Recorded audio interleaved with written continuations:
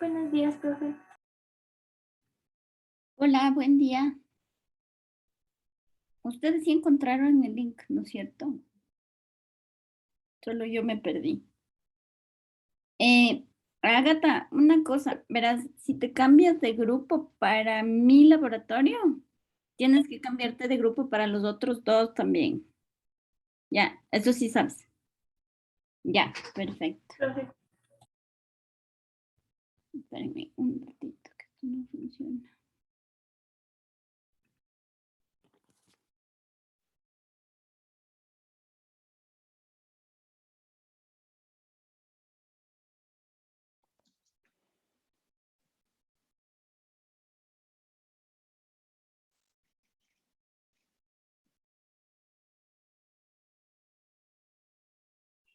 No se prende.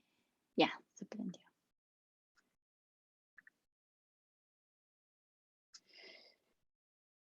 Eh, Yo me había olvidado, la próxima semana ya empezamos o sea, por lo menos van a tener el primer laboratorio presencial en las 3 materias. Entonces va a ser un poco irregular el tema de las clases, ¿ya? Entonces yo les había dicho que hoy día tenían el cuestionario de membranas, creo, ¿no es cierto? sí, profe. Ya, entonces no vamos a hacer eso. Prefiero seguir avanzando un poquito más en el tema de la materia, terminar sistemas de endomembranas y de ahí hacemos un solo cuestionario para todo lo que tiene que ver con membrana, ya, porque es bastante parecido. Eh, y con eso no nos retrasamos mucho, porque yo no había caído en cuenta, pero la próxima semana, el viernes es feriado. Entonces, eso quiere decir que las horas que, creo que sí, ¿cómo se llama? 9 de octubre. No estoy muy segura, pero un chico que trabaja conmigo me dijo eso. Entonces, como hay el feriado, es probable que yo no le pueda ceder esas horas a la profe de química con la que cambié las horas para que ustedes puedan hacer el laboratorio el lunes, ¿ya? Entonces, tal vez perdamos esas horas. eh, Y es mejor ir avanzando porque lo que más me interesa con ustedes es necesitamos acabar el sílabo, ¿ya? Porque como ustedes dan el examen integral y es un examen que es común a todos los paralelos de medicina, las preguntas son comunes a todos, ¿ya? Entonces, si yo no acabo el sílabo, ustedes pueden tener, no problemas, pero les va a tocar estudiar por su cuenta las partes que no hayamos visto, pues si no es justo.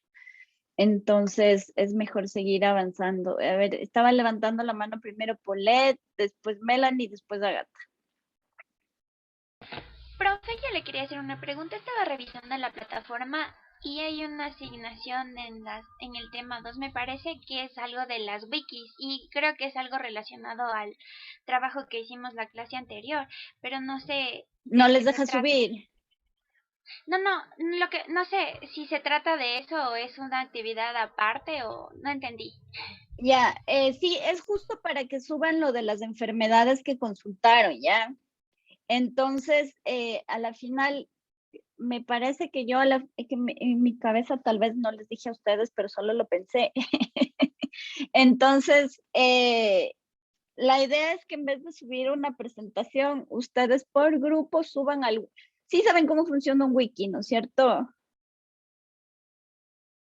O sea, personalmente no, No, pero nunca hemos hecho, creo, un wiki aquí en la ya, plataforma. o sea, pero de ley han usado Wikipedia, ¿no es cierto? Esto sí no me pueden decir que no. De ley han usado Wikipedia. Entonces, el tema de los wikis o de Wikipedia o de Wikispecies o del wiki que sea, es que es como una plataforma colaborativa donde cada quien puede ir subiendo cosas, ¿ya? Entonces, se va creando como un repositorio que puede ser editable por todos los que contribuyen a ese repositorio, ¿ya? Entonces, en vez de tener un montón de PPTs que ustedes se puedan descargar, de pronto si suben cada enfermedad como una enfermedad distinta al wiki, es más útil y después se pueden imprimir el wiki como un glosario, ¿ya? Entonces, un poco la idea es seguirle alimentando a ese wiki a lo largo del semestre porque como el enfoque de ustedes es medicina, lo más probable es que este ejercicio es algo que volvamos a hacer. O sea, por ejemplo, si estamos viendo metabolismo, vamos a ver desórdenes metabólicos. Si estamos viendo mitosis, vamos a ver enfermedades relacionadas al ciclo celular y cosas así. Entonces, el wiki puede ser como una herramienta que les sirva a ustedes para tener ahí ese tipo de, como de insumos, ¿ya? Pero lo que pasa es que como he tenido clases presenciales desde el jueves tarde hasta ayer, estoy bien volada, entonces creo, yo lo pensé, pero no sé si les dije. No, y profe, le quería hacer otra pregunta. En A el ver, wiki nos da un ejemplo de cómo debemos subir. ¿Debemos seguir ese ejemplo o podemos poner más información a lo que está ahí? sería mejor que se restrinjan a lo que está ahí para que no se maten tampoco, porque la idea no es que se maten haciendo esto. O sea, yo les di unas instrucciones básicas, ¿no es cierto? Pero si quieren subir más porque tienen algún interés particular en alguna de las enfermedades que encontraron, pueden subir más, ¿ya? Solo que eso no tiene mayores implicaciones, ¿ya? Ya, profe, muchas gracias. Ya. Lo único es que déjenme chequearle bien las fechas del wiki porque a veces me equivoco hasta cuándo está abierto y como soy bien volada, sí suele pasar. Entonces ya le chequeo, ¿ya? Entonces, como esto es algo que solo lo pensé y ustedes debieron haber tenido preparado para ver el PPT, les va a tomar un poquito más de tiempo subirle al wiki. Entonces le voy a dejar abierto un poco más de tiempo, ¿ya? Ya, de ahí, Melanito, ¿habías alzado la mano? Sí, profe, justo iba a preguntar algo similar a lo de Polet. Ya, buenas. Agatha. Profe, yo le quería preguntar si es que, o sea, para el examen de integral es como que hay que estudiar todo o también va a haber un banco de preguntas o algo así. No, hay que estudiar todo. Y el año pasado, o sea, a ver, es que yo tengo un poco otra filosofía que los demás profesores en cuanto a cómo ustedes deben estudiar, porque yo estudié de otra manera. Ya, cuando yo hice mi doctorado, yo me fui fuera del país y ahí básicamente en el sistema europeo las materias o tienen nota o simplemente se califican en base a la asistencia. Sí, o sea, se asume que cuando uno entra a la universidad uno es adulto y está ahí porque quiere, ¿no? Entonces, las materias son o calificadas o simplemente pasas en función de tus asistencias y de que entregues todo, ¿ya? Y a mí me gusta mucho ese enfoque porque justamente ya no están en el colegio, ya son adultos y se supone que están estudiando medicina porque ustedes quieren, ¿no es cierto? Es lo que les apasiona, les gusta. Eh, entonces, ¿qué me preguntaste? Y empecé a divagar y me olvidé. Ya, eh, entonces, yo, para que ustedes puedan revisar, o bueno, para que los chicos puedan revisar el semestre pasado, yo les ayudé con un cuestionario integral de preguntas que yo tengo para que ustedes puedan repasar, ¿ya? Pero tuve un problema porque en ese semestre el representante de curso resultó una ficha y empezó a exigirles a los demás profesores que también les den un cuestionario de repaso y entonces a mí me jalaron las orejas en medicina y me dijeron que no se hace. Entonces ya no les puedo hacer lo mismo, ¿ya? Entonces básicamente ustedes tienen que estudiar todo, ¿ya? Lo que podemos hacer es lo que yo discutí con Carol el día que nos quedamos hablando un ratito, y es que, a ver, vamos a tratar de terminar el sílabo antes, cosa que nos quede por lo menos una clase o podemos acordar un día antes de su examen integral para hacer un repaso académico, ¿ya? Pero eso implica que ustedes vengan al repaso académico estudiando. Entonces, eso quiere decir que ustedes tendrían que venir revisando la materia, sabiendo en qué tienen fallas, en qué tienen vacíos y poder repasar juntos. Porque a veces yo les digo, podemos hacer un repaso académico y ustedes me dicen, ya de una, profe, sí, de ley. Y el rato que llegan al repaso académico, yo les digo, a ver, ¿en qué tienen dudas? Y me dicen, todo, esa es una opción. Y eso un día antes del examen integral es un poco preocupante. O, por ejemplo, como no han revisado, no tienen dudas muy concretas. Entonces, sí es necesario que para el repaso, para el refuerzo académico, ustedes vengan estudiando y vengan ya con cosas que no entiendan. Ya, entonces, ahí para mí es mucho más útil. Se me cayó la conexión, si están por ahí. Profe, Ya.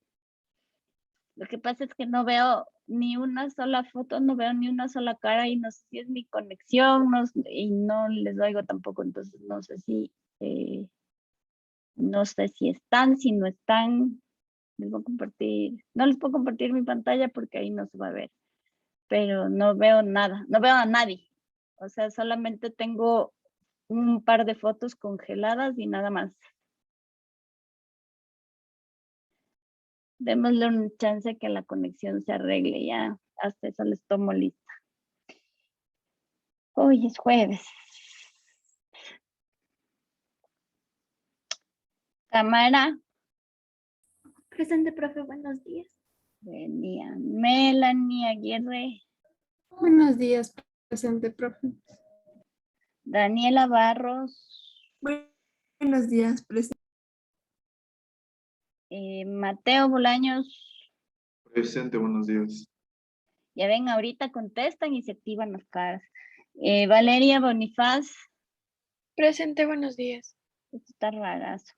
Jennifer, Polet, si estabas. Presente. Josué Cruz. Presente, profe. Milena Enríquez. Presente, profe, buenos días.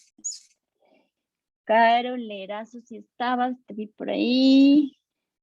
Sí, profe, presente. Sí, Milena Falcón. Presente, buenos días. Alexis Figueroa. Presente, buenos días. Scarlett Girón. Presente, profe, buenos días. Melanie, si estabas. Ariel Pérez. Presente, profe, buenos días. Bien. Britney Realpe. Presente, profe, buenos días. Ya, casi no te veo. Lizeth Sánchez. Presente, profe, buenos días. Agata, si estaba. Miguel Topanta. Presente, profe, buenos días. Perdón que no prenda la cámara, mi internet está malísimo. Ya, no le importa, pero sí veo ahí la luna. Robert Saldumbide. Presente, buenos días. Ya, no, creo que es la conexión de la puse que está aquí hecho pedazos también. Ya, entonces les voy a compartir mi pantalla. Y es que es pésima idea esto. O sea, ahorita somos como 500,000 personas conectadas dentro de la puse y el internet se va al traste. Entonces, con ustedes habíamos empezado a ver el tema de membranas, ¿no es cierto? Presentar. Y yo ya le cambié un poquito la estructura porque la clase pasada les cambié el orden, ¿no es cierto? Para justo empezar a ver organelos. Entonces, hay una cosa súper importante en el tema de la interacción entre las distintas membranas que están conformando la célula. Y es que la fluidez, ¿no es cierto?, de los compartimentos formados por membranas asegura que dentro de las células existan vías, ¿ya? Entonces, estas vías son maneras que tiene la célula para ir organizando sus procesos metabólicos y para justamente asegurarse que los productos que se van sintetizando dentro de la célula, generalmente dentro de los dos tipos de retículo endoplasmático, puedan ser transportadas a distintos destinos, o también son vías que utiliza la célula para incorporar material hacia el interior, ¿ya? Entonces, dentro de lo que consideramos vías biosintéticas, nosotros vamos a diferenciar entre dos tipos distintos de vías, ¿ya? Hay las vías secretoras o excretoras, ¿no es cierto? Que por el nombre ustedes ya, como ya vimos todo lo que es transporte, se pueden imaginar. Son vías que están dedicadas a eliminar o a sacar material, ¿no es cierto?, producido dentro de la célula o productos secundarios del metabolismo hacia afuera, ¿ya? Entonces, en ese caso, por ejemplo, pueden ser anticuerpos sintetizados en el retículo endoplasmático que luego pasan al aparato de Golgi, luego son, por ejemplo, empacados en vesículas y son estas de acá. Estas vesículas, ¿no es cierto?, se fusionan con la membrana celular y salen fuera de la célula por el proceso de exocitosis. Esas son las vías secretoras, ¿ya? Pero también hay las vías endocíticas y en ese caso, entonces, en esas vías endocíticas por endocitosis o puede ser por fagocitosis o también por pinocitosis, pueden ingresar materiales, ¿no es cierto?, hacia dentro de la célula desde la superficie. Entonces ahí van a haber o receptores o vesículas que se fusionan con la membrana plasmática y forman vesículas al interior que luego viajan hacia el aparato de Golgi y pueden eventualmente también llegar, por ejemplo, al núcleo o llegar al retículo, ¿ya? Dentro de las vías endocíticas, las que mueven materiales hacia el interior de la célula, la diferencia está, ¿no es cierto?, en qué es lo que se está ingresando. O sea, por ejemplo, si es que ingresamos mensajeros secundarios, ¿no es cierto?, estos pueden actuar a nivel del citosol o algunos de los mensajeros secundarios van a actuar a nivel del núcleo, activando ciertos genes, ¿ya? Pero en lo que son las vías secretoras, las vías exocíticas, ¿ya? En ese caso vamos a tener dos tipos distintos de secreciones, ¿ya? Entonces vamos a tener secreciones constitutivas, que en ese caso son materiales que se procesan y se sintetizan dentro de la célula y se secretan al medio de manera continua, todo el tiempo, ¿ya? Entonces, eso puede ser, por ejemplo, desechos metabólicos, desechos del proceso de respiración celular, por ejemplo, ¿ya? O, por ejemplo, en el caso de, qué sé yo, por ejemplo, en el caso de la... ya me voy a acordar de algún otro ejemplo. El otro tipo de vías secretorias que tenemos son las vías reguladas, ¿ya? En las vías reguladas, todos los materiales que son sintetizados en el retículo endoplasmático pasan al aparato de Golgi. En el aparato de Golgi son empaquetados en vesículas y estas vesículas permanecen dentro de la célula hasta que eventualmente existe un estímulo. Existe un mensaje que provoca que estos materiales puedan ser descargados fuera de la célula. Eso es lo que pasa, por ejemplo, con el tema de los neurotransmisores, ¿ya? Nosotros, para algunos procesos asociados a los nervios, sí estamos emitiendo neurotransmisores todo el tiempo, ¿ya? Pero, por ejemplo, para otros procesos depende del estímulo. Eso es lo que pasa, por ejemplo, con el caso de la, ¿cómo se llama? Ahora no me acuerdo. Es el mensajero que se secreta en los procesos de respuesta y fuga. La adrenalina, ya. La adrenalina es un caso particular porque la adrenalina en el cuerpo sirve para distintas cosas. ¿Ya? La adrenalina es un neurotransmisor que, por ejemplo, en el caso de que haya un estímulo de fuga, o sea, hay un comportamiento predatorio, ¿no es cierto? Somos un venado y de pronto vemos que por ahí asoma un puma, ¿ya? Entonces, la presencia, la vista del puma, el haberle oído al puma hace que el venado empiece a desencadenar su respuesta de huida, ¿ya? Esa respuesta de huida provoca dentro del cuerpo del venado una secreción de adrenalina y en ese caso la adrenalina lo que hace es justamente estimularle al venado para que incremente su ritmo respiratorio, para dilatar los vasos, que haya más sangre, que haya más oxígeno y que pueda correr lo más rápido posible, ¿no es cierto? Entonces, ahí es una respuesta a ese estímulo. Pero la misma adrenalina puede funcionar y es captada por otro tipo de receptores para los procesos digestivos. Entonces, cuando hay esta respuesta al estímulo de fuga, la adrenalina es captada por receptores alfa que están presentes en ciertas células, pero cuando la adrenalina es parte de los procesos digestivos, es captada por otro tipo de receptores beta que en cambio lo que provocan es vasoconstricción y entonces la sangre es redirigida, por ejemplo, al estómago para que haya más sangre en el estómago y se pueda como dar un aporte mayor de energía al proceso de digestión, ¿no es cierto? Entonces, en este caso, ¿no es cierto? Son distintos estímulos que desencadenan respuestas diferenciales de una misma hormona, de un mismo mensajero, ¿no es cierto? En diferentes células, ¿ya? Entonces son procesos regulados.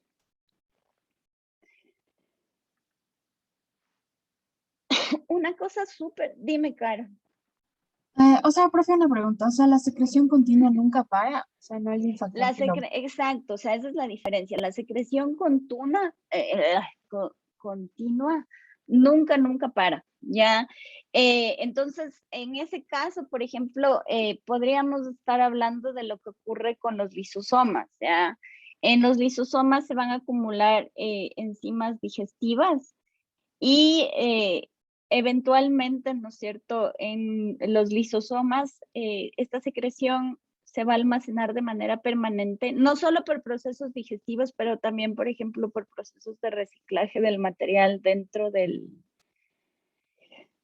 reciclaje de organelos, de reciclaje de compuestos para poder recuperar moléculas orgánicas que pueden ser utilizadas nuevamente para componer membranas o para componer citoesqueleto, etcétera, etcétera, ¿ya? Entonces, esto ocurre de manera constante para mantener a las células activas, para prolongar la vida celular, por ejemplo, ¿ya? Entonces, todos estos distintos productos que se cargan en las vesículas, ya sea en las vías endocíticas o exocíticas, siempre van a tener un destino. Entonces, por lo general, las vesículas suelen estar marcadas. Si ustedes se fijan aquí, aquí, por ejemplo, ustedes tienen, una vez que las vesículas son... se derivan de la membrana de uno de los organelos, tienen una marquita, ¿ya? Esa marquita, en este caso, por ejemplo, es una marquita que le acompaña a la vesícula constantemente hasta que el producto es descargado, ¿ya? Entonces, las vesículas reciben una marca que ayuda a que la célula sepa exactamente hacia dónde tienen que ir los distintos productos, ¿ya? Entonces, las vesículas en ese sentido constituyen elementos súper importantes para mantener el proceso de organización celular, ¿ya? Aquí también hay una cosa súper importante y es que todos los conjuntos de endomembranas, habíamos visto que la membrana tiene, ¿no es cierto?, una asimetría. Las dos caras de la membrana no son exactamente iguales. Y pasa lo mismo en los conjuntos de endomembranas. Entonces, por ejemplo, en el caso del retículo endoplasmático, en el caso del aparato de Golgi, las caras cis de estos organelos son las que se acercan más hacia el núcleo y las caras trans son las que dan hacia la membrana celular. ¿Ya? Esta diferenciación de caras o de orientación de estas cisternas de membranas, se les conoce como cisternas, es importante porque también, como ustedes ven, hay vías de ingreso y hay vías de egreso de materiales. Entonces es importante y las vesículas se van a marcar en función de a qué cara tienen que pegarse, ¿ya? Eso es súper importante. Entonces, estos distintos complejos formados por membranas que tienen la misma estructura de la membrana plasmática, son sistemas de membrana que son continuos y esa continuidad de hecho nace en la envoltura nuclear, ¿ya? La envoltura nuclear es una de las membranas que están presentes dentro de la célula más altamente selectiva en cuanto a su permeabilidad, pero de todas maneras sí tiene una continuidad. Hay unos canales que justamente le permiten comunicarse o conectarse con el primer conjunto de endomembranas que vamos a ver que son las membranas del retículo endoplasmático. Entonces aquí hay unos canalcitos, hay como una fusión de las membranas nuclear y del retículo, ¿ya? Eso es importante porque hay materiales que entonces pueden pasar del núcleo al retículo a través de estos canales, ¿ya? Entonces, todas estas membranas están interconectadas y en el caso del retículo endoplasmático rugoso y el retículo endoplasmático liso, la constitución en cuanto a proteínas y fosfolípidos es bastante similar, ¿ya? Lo que les diferencia es que en el caso del retículo endoplasmático rugoso tenemos una serie de ribosomas que están como embebidos, incorporados dentro de la membrana. Y en el caso del retículo endoplasmático liso no hay ribosomas, por eso el uno es rugoso, el otro es liso. Y la otra diferencia que existe entre el retículo endoplasmático liso y rugoso es la forma que adoptan los distintos conjuntos de membranas. Entonces, en el caso del retículo endoplasmático rugoso son más como cisternas, se les dice, apiladas una encima de la otra. Y en cambio el retículo endoplasmático rugoso son más como tubos y canales, ¿ya? Es como un conjunto de tuberías, como una red de tuberías que está interconectada entre ellas, ¿ya? Y justamente estas curvaturas son posibles por la diferencia ligera que hay entre los distintos tipos de componentes de la membrana. ¿Se acuerdan que habían unos fosfolípidos que ayudaban a que la membrana se curve más, por ejemplo? Entonces, en ese caso, abundan más, por ejemplo, este tipo de fosfolípidos aquí en el retículo endoplasmático liso para poder que las membranas tomen esta forma curva y retorcida, ¿ya? De todas maneras, hay un montón de proteínas que son comunes y específicas a los dos tipos de retículos, ¿ya? Y son proteínas, por ejemplo, que ayudan a mediar el paso de proteínas del un retículo hacia el otro, ¿ya? Entonces, también va a depender del tipo de célula que estemos hablando para que estas proteínas sean específicas, pero justamente van a ser proteínas que les ayudan a cumplir la función. Entonces, vamos a empezar a revisar las funciones que tienen cada uno de estos tipos de retículo, ¿ya? El retículo endoplasmático liso, que es el que tiene esta forma como de tubos y de canales interconectados, es el que no tiene ribosomas, ¿no es cierto? Y es un tipo específico de retículo endoplasmático que está presente sobre todo, por ejemplo, en células del músculo esquelético. También está bastante presente en las células que conforman los tubos renales y las glándulas endocrinas, en donde justamente se da la síntesis de esteroides a partir del colesterol, ¿ya? Entonces, es un tipo de retículo en donde no se necesitan justamente los ribosomas para sintetizar proteínas, pero se sintetizan otro tipo de compuestos, ¿ya? Entonces, las hormonas en este caso son lípidos, ¿no es cierto? ¿Ya? Eso quiere decir que entonces este tipo de retículo está súper extendido en las células de las gónadas, ¿no es cierto? O en las células de la corteza suprarrenal. También, por ejemplo, en los tejidos que conforman el hígado, ¿ya? Estas células propias de estos tejidos tienen una gran cantidad de retículo endoplasmático liso porque aquí se producen las enzimas que sirven para justamente la degradación de ciertos compuestos orgánicos mediante oxigenasas. Entonces aquí se produce una gran cantidad de oxigenasas. Esto es súper útil, por ejemplo, en su caso, porque estas son las células que les van a ayudar a degradar el switch que se toman los viernes después de las clases de TICS a las 8 de la noche, ¿ya? Entonces, en el hígado se descompone el alcohol, ¿ya? Porque justamente ahí es donde se producen las enzimas necesarias para degradar estos compuestos, ¿ya? Entonces, en las células hepáticas, el retículo endoplasmático liso es como uno de los organelos más abundantes y que ocupa como mayor cantidad de volumen. También otra función que tienen, y por eso es importante en estas células, es que en el retículo endoplasmático liso se da la hidrólisis del glucógeno, que es un polímero, en glucosa, ¿ya? Entonces aquí se producen las enzimas que ayudan justamente a la hidrólisis del glucógeno, ¿ya?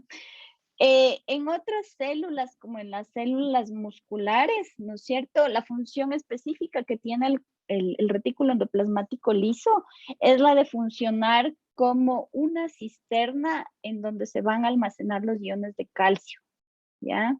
Entonces, los iones de calcio se almacenan dentro del retículo hasta que son necesarios y su liberación va ocurriendo de manera paulatina para controlar la contracción muscular, ¿ya? Entonces, esas reservas de calcio que se necesitan para desarrollar la contracción muscular van a estar almacenados, esos iones que se necesitan van a estar almacenados en el retículo endoplasmático de las células del músculo esquelético y del músculo cardíaco.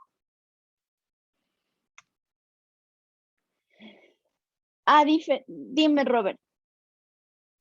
Profe, yo tengo una pregunta, me confundí. El retículo endoplasmático liso es el que tiene forma de cisterna apilada, ¿verdad? No, ese es el rugoso. Ah, ya, es al revés, ¿verdad? Es al revés, el retículo endoplasmático liso, en cambio, es el que parece una red de tubos y canales así unidos. ¿Ya? Ya, profe, eso era. Sí, gracias. Ya, no hay problema. A diferencia del retículo endoplasmático liso, el retículo endoplasmático rugoso tiene las membranas justamente que tienen esta forma distinta, ¿no es cierto? Se ven como canales apilados uno encima del otro. Aquí se ve, no canales, sino como cisternas, como bolsitas apiladas aquí así. O aquí, por ejemplo, se les ve como bolsitas apiladas. Aparte de la forma, la diferencia es que tienen impregnados en la membrana los ribosomas, ¿ya? Si es que tienen impregnados ribosomas, eso quiere decir que una de las funciones principales que tiene el retículo endoplasmático es rugoso, es justamente participar en la síntesis de proteínas, ¿ya? Entonces, estos ribosomas lo que van a hacer es captar los fragmentos de ARN mensajero que vienen desde el núcleo y leerlos y traducirlos a proteínas, ¿ya? Entonces, este tipo de retículo es bastante común, por ejemplo, en células secretoras en todos los epitelios que están presentes en el cuerpo, ¿ya? Entonces, no estoy hablando solamente, por ejemplo, de la epidermis, estoy hablando, por ejemplo, del epitelio que recubre, por ejemplo, el sistema, ¿cómo se llama? El estómago, ¿ya?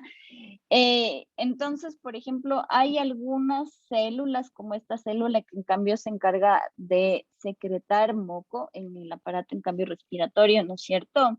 Aquí, el retículo endoplasmático y el núcleo están como quien dice polarizados en la célula. La célula no es una célula ni ni rectangular, ni cúbica, ¿no es cierto? Sino que más bien es una célula que tiene una forma como piramidal. Y en la punta de la pirámide, ¿no es cierto? Está el núcleo y está el retículo, ¿ya? En el retículo se van a sintetizar las proteínas, ¿no es cierto? Que son parte de esta secreción. Luego esta secreción va a pasar, ¿no es cierto?, el complejo de Golgi y luego todas estas secreciones se van a acumular en estos gránulos donde justamente se va a almacenar hasta que tenga que ser secretada, ¿ya? Entonces, va a depender mucho de la función específica que cumpla la célula para encontrar un poco la ubicación de dónde va a estar ubicado este retículo en particular. Lo importante es que este siempre se va a ubicar a continuación de la membrana nuclear porque necesita poder recibir los fragmentos de ARN mensajero para justamente participar en la síntesis de proteínas, ¿ya? Entonces, en la mayoría de vías biosintéticas que ocurren dentro de la célula, muchas de ellas empiezan en el retículo endoplasmático rugoso, ¿ya? Porque ustedes piensen, o sea, nosotros tenemos el ADN es transcrito a ARN mensajero. Ese ARN mensajero sirve para sintetizar proteínas y esas proteínas, por ejemplo, o ya son funcionales y son lo que necesita, o sea, la misma proteína es la que va a cumplir la función metabólica que se realiza en esa vía biosintética, o esa proteína es necesaria para la síntesis, para justamente los procesos de formación, por ejemplo, de fosfolípidos o los procesos de formación de ATP a través de la oxidación de la glucosa, etcétera, etcétera. Entonces, las enzimas, las proteínas en general, siempre son como lo primero que se necesita para iniciar cualquier vía. Ya se necesita el sustrato más la enzima. Entonces, por eso decimos que todas las vías metabólicas en inicio empiezan siempre en el retículo endoplasmático rugoso. Y entonces, a partir de su síntesis en el retículo endoplasmático rugoso, las proteínas van a ir viajando a las distintas partes de la célula en donde son necesarias. Entonces, por ejemplo, las proteínas que son necesarias para el proceso de respiración celular, porque van a funcionar como enzimas dentro del ciclo de Krebs, van a viajar hacia las mitocondrias, ¿ya? Las proteínas que, por ejemplo, sirven como antenas captadoras de luz en el proceso de fotosíntesis, van a viajar del retículo a los cloroplastos, ¿ya? Las proteínas que son necesarias para justamente marcar las vesículas van a viajar del retículo endoplasmático rugoso hacia el aparato de Golgi, ¿ya? Entonces, todas las vías biosintéticas empiezan en el retículo endoplasmático rugoso y a partir de ahí viajan a los distintos organelos. ¿Esto está claro? Sí, no, les veo ahí con cara de confusión. Más o menos. Asumo que sí, porque nadie me dice nada. Ya, yo sigo. Entonces, yo les he puesto aquí un ejemplo de dos tipos distintos de síntesis de proteínas, porque si bien las proteínas pueden ser sintetizadas por los ribosomas que están impregnados en la membrana del retículo endoplasmático o los ribosomas que están presentes dentro del núcleo, hay algunas proteínas que también son sintetizadas en el citosol. Porque en el citosol, si ustedes se acuerdan, una de las primeras imágenes que vimos cuando vimos que el citosol era una estructura bien compacta donde en realidad había súper poco espacio para el agua, sí vimos que habían ribosomas dispersos teñidos en rojo por todo el citosol, ¿no es cierto? Entonces eso sí quiere decir que hay algunas proteínas que son sintetizadas no dentro del retículo endoplasmático, sino de manera libre en el citosol, ¿ya? Entonces, solamente 1/3 de las proteínas que están presentes en una célula se van a sintetizar en el retículo endoplasmático rugoso. Entonces, eso va a ocurrir cuando una secuencia de ARN mensajero es atrapada, así se puede decir, por uno de los ribosomas que están embebidos en la membrana del retículo.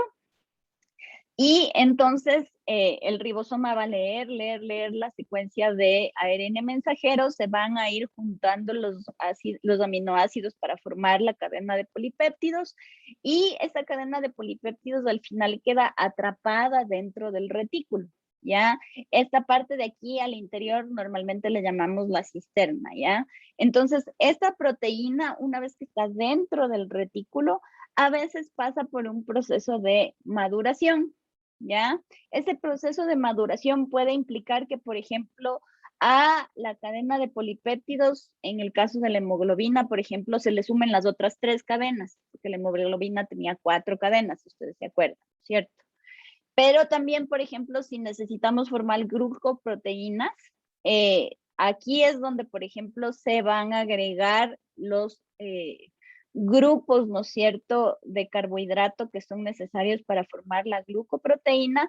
Y una vez que la glucoproteína ya está lista, ya está madura, va a ser empacada en una vesícula que se genera a partir de la misma membrana del retículo, ¿ya? Entonces, en este caso, esta vesícula va a partir y eventualmente se va a fusionar, por ejemplo, ya con la membrana del aparato de Golgi, ¿ya?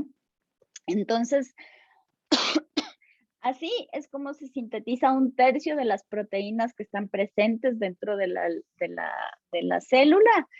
Y este proceso, ¿no es cierto?, es un proceso que se conoce como el proceso de paso, ¿no es cierto?, de la proteína que se va sintetizando en el ribosoma, ¿no es cierto?, que va siendo leída por el ribosoma, el rato que se libera dentro de la luz o la cisterna del retículo, es un proceso que se conoce como translocación cotranslacional, ¿ya?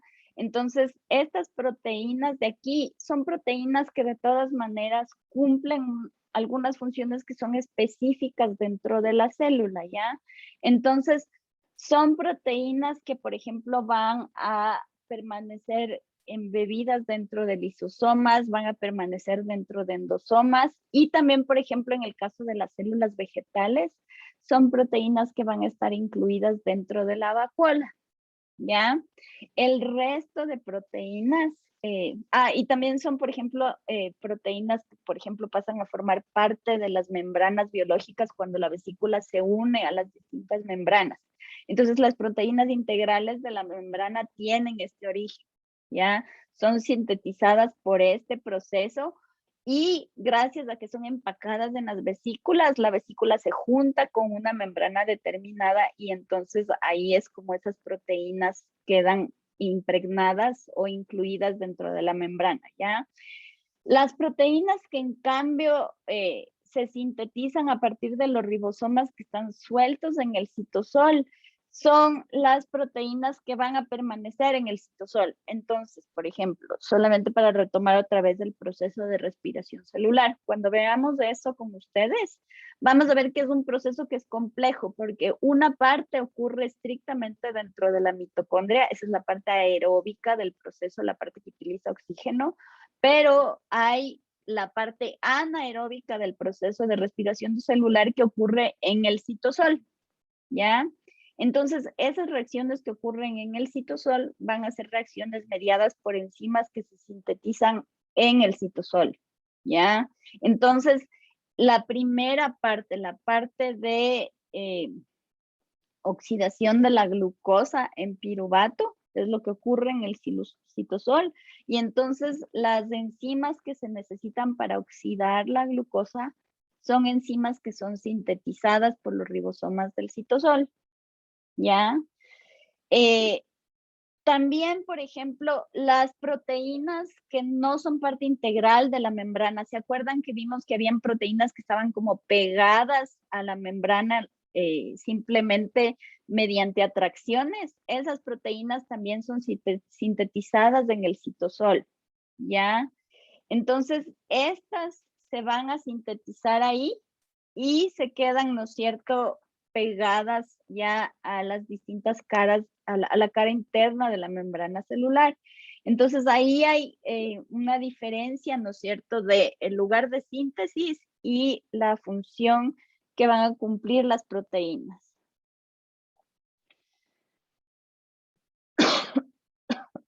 Ya, entonces, en este caso yo les he puesto un ejemplo de este proceso de translocación cotraduccional de proteínas y entonces ustedes tienen, ¿no es cierto?, un ribosoma.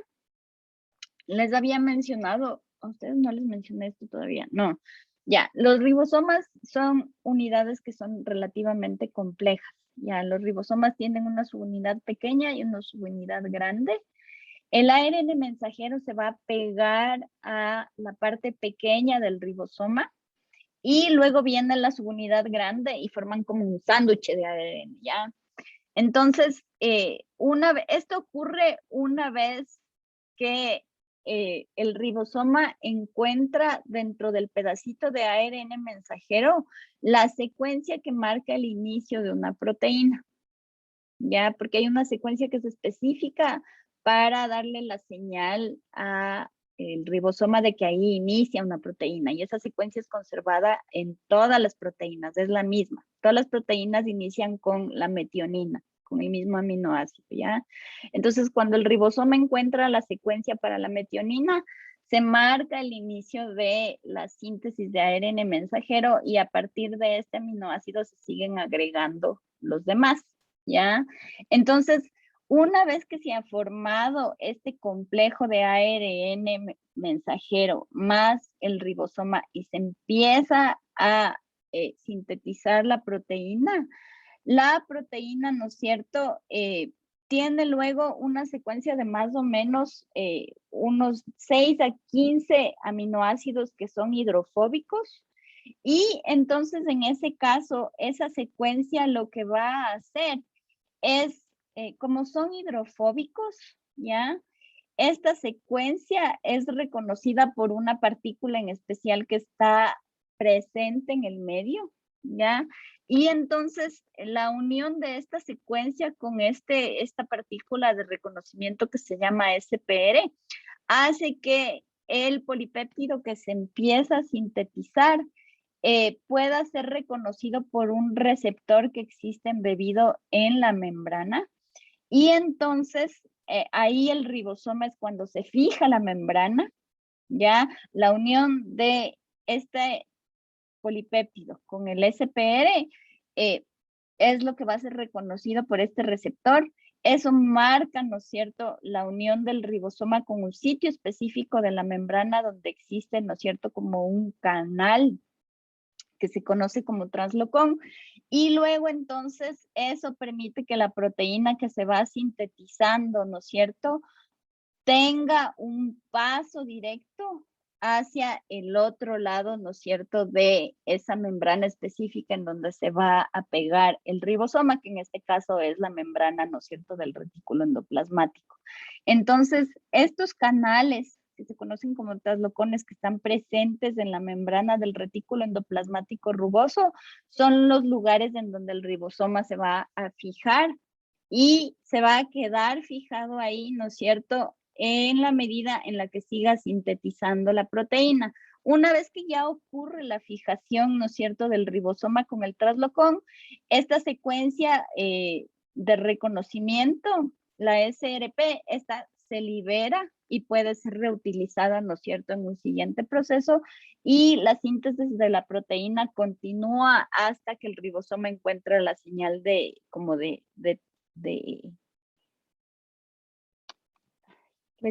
la señal de stop de la síntesis de proteínas, ¿no es cierto? Y la proteína entonces es liberada al interior a la luz del retículo endoplasmático, ¿ya?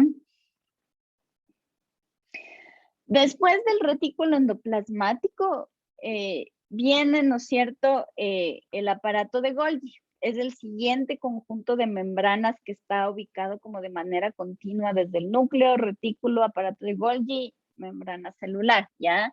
Este aparato de Golgi es un organelo que fue nombrado en honor de Camillo Golgi, que fue un médico y un biólogo celular italiano, ¿no es cierto?, que le descubrió. Y en realidad el aparato de Golgi tiene una estructura más o menos similar al retículo, es un conjunto, ¿no es cierto?, de membranas apiladas que están puestas una encima de otra. Ya aparecen un montón de bolsitas apiladas que tienen interconexiones entre ellas que pueden ser canales o pueden ser también mediadas por vesículas. Y entonces todos los contenidos tienen la capacidad de viajar desde la cara trans, que es la que estaba pegada al núcleo, ¿no es cierto?, hacia la cara cis o viceversa. Ya, entonces, en este caso, todos, como ustedes pueden ver aquí, ¿no es cierto? Cada una de estas bolsitas apiladas pueden estar conectadas por canales entre ellas o pueden estar conectadas por vesículas que van viajando, ¿no es cierto?, de cisterna a cisterna, ¿ya? Entonces, en este caso, lo que está ilustrado aquí es qué es lo que pasa con compuestos que vienen en vesículas desde el aparato de Golgi. Entonces, los compuestos que vienen sintetizados desde el retículo endoplasmático, ¿no es cierto?, vienen embebidos en vesículas. Estas vesículas vienen marcadas, ¿no es cierto? Estas vesículas marcadas son reconocidas por el aparato de Golgi. La vesícula se va a fusionar a las membranas del aparato de Golgi y entonces los contenidos son liberados dentro del aparato de Golgi y pueden ir viajando, ¿no es cierto?, desde la cara cis del aparato de Golgi hacia la cara trans, ¿ya? En este caso, la terminología cambia un poquito porque la cara cis va a ser siempre el lado que recibe y la cara trans va a ser el lado que secreta, ¿ya? Entonces, a medida que los contenidos van viajando a lo largo del aparato de Golgi, estos contenidos pueden continuar distintos procesos de maduración, si estamos hablando, por ejemplo, de proteínas o de lípidos, ¿ya? Y el aparato de Golgi tiene una función similar a lo que sería una central de correos. O sea, nosotros aquí ya no vamos a saber nunca más qué es lo que es eso, porque ya desaparecieron los correos del Ecuador, pero es la misma función, ¿no es cierto? A una central de correos llegan un montón de paquetes. Esos paquetes son clasificados, por ejemplo, de acuerdo al destino o son clasificados de acuerdo al tipo. O sea, por ejemplo, ahora manejamos este famoso sistema 4x4 y entonces esos paquetes tienen un tratamiento distinto. Si es que no son paquetes 4x4, esos paquetes se van a la aduana, ¿no es cierto? Y en la aduana revisan qué es y según eso les ponen impuestos, uno tiene que pagar y luego regresan, ¿no es cierto? ¿Ya? El aparato de Golgi hace exactamente lo mismo, ¿ya? Recibe contenidos en las vesículas. Primero verifica qué tipo de contenidos son. Si son proteínas, si son lípidos, si son azúcares, ¿no es cierto? Y les clasifica. Luego, el aparato de Golgi decide si es que esos distintos contenidos tienen que sufrir algún proceso de maduración y entonces ese proceso de maduración, esas reacciones metabólicas se van a dar, ¿no es cierto? Se van a terminar de agregar, por ejemplo, azúcares o lípidos. Y finalmente, estos compuestos, cuando ya están listos, cuando ya se sabe para qué sirven, a dónde tienen que ir, son empacados en vesículas y a las vesículas, justo como a los paquetes, ¿no es cierto?, se les pone una estampilla, una etiqueta, una dirección y entonces salen marcados ya del aparato de Golgi para su destino final, ¿ya? Entonces, por eso les digo que funciona un poquito como una estación de correos, ¿ya? Entonces, la función principal que tiene el aparato de Golgi es separar contenidos, separar primero de acuerdo a función y separar de acuerdo a destino. Después de eso, algunas de estas moléculas, ¿no es cierto?, pueden ser modificadas, pueden terminar de sufrir procesos de maduración y finalmente cuando ya han pasado por esos procesos de maduración, entonces son empacadas y las vesículas, ¿no es cierto?, en donde son empacadas, son marcadas para saber exactamente hacia dónde tienen que redirigirse. Dime, Tamara. Entonces, profe, todas las vesículas tienen como que esta marca para saber a dónde dirigir. Exactamente. Entonces, las vesículas que se van formando y que se van, que sirven para interconectar los distintos sistemas de membranas, siempre, siempre, siempre van a tener marcas en la superficie, ¿ya? Y eso es parte justamente de todo el proceso de mantenimiento de la organización celular, ¿ya? Ya, y estas marcas son producidas dependiendo de cada organelo del que salga, ¿verdad? Sí, o por ejemplo, estas marcas pueden ser sintetizadas en otros organelos y por medio de vesículas también llegaron acá y ya luego solamente cumplen su funcionalidad en este órgano determinado. Generalmente las que funcionan como marcadores son las proteínas, ¿no es cierto? Hay las proteínas de marcaje, ¿se acuerdan? Entonces eso quiere decir que, por ejemplo, la mayoría de esas proteínas puede haber sido sintetizada en el retículo o también pudo haber sido sintetizada en el mismo citosol, pero en la cercanía del organelo en donde va a ser utilizada, ¿ya? Ya, profe, gracias.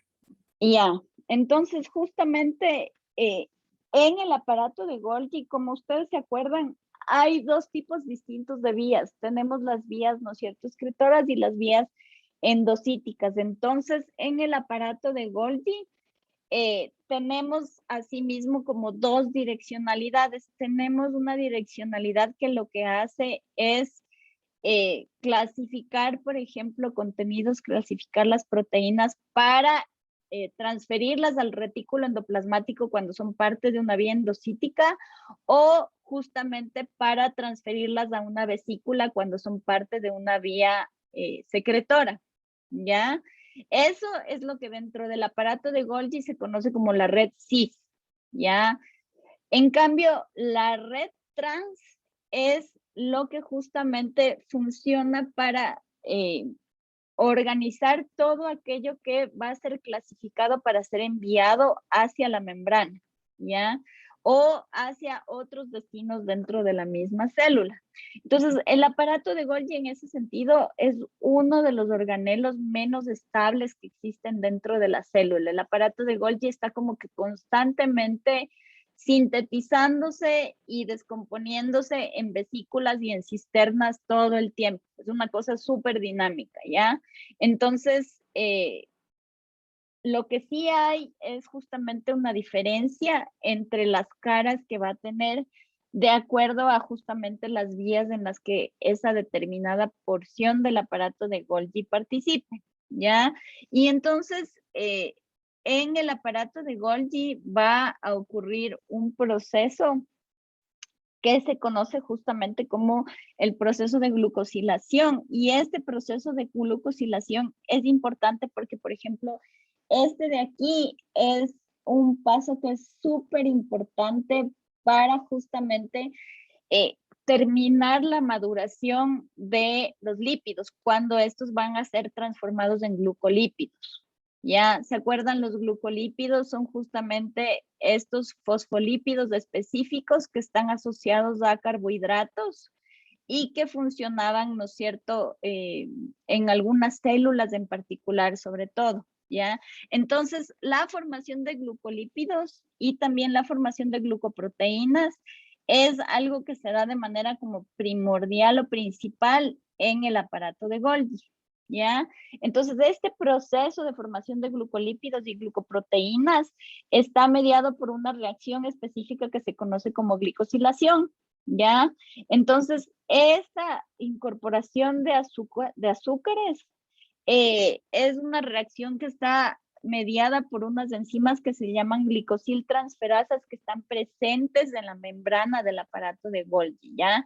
Entonces, yo solamente les he puesto aquí un ejemplo que no necesitan saber, pero el ejemplo es útil para entender que estos procesos de glucosilación a veces pueden ser diversos y pueden ser súper complejos.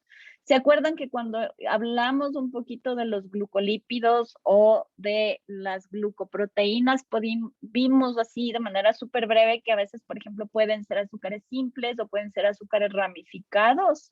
Entonces, justamente el grado de complejidad que tiene el carbohidrato que se le va a agregar a la proteína o al lípido va a determinar que la glucosilación sea más o menos compleja, ¿ya? Entonces, en este caso, por ejemplo, ustedes pueden ver que cada vez que el glucolípido migra de una cisterna a la otra a lo largo del aparato de Golgi, va ocurriendo un paso más del proceso de glucosilación.